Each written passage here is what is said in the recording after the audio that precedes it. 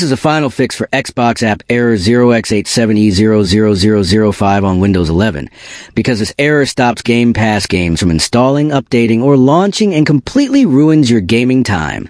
If you see error code 0x87e00005 in the Xbox app, or downloads fail instantly, this usually happens when gaming services become corrupted, Microsoft Store loses sync with the Xbox app, or acquired Xbox services stop working in the background.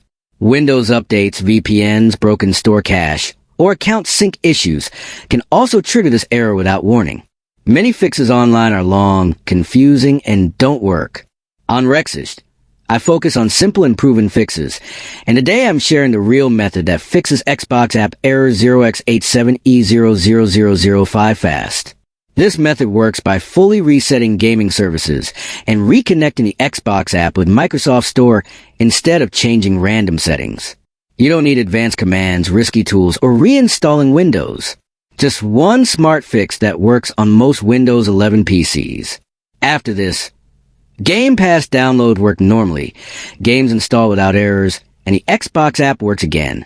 If you want a clear step-by-step tutorial that anyone can follow easily, comment yes, and I'll upload it to help you fix Xbox app error 0x87e00005 for good.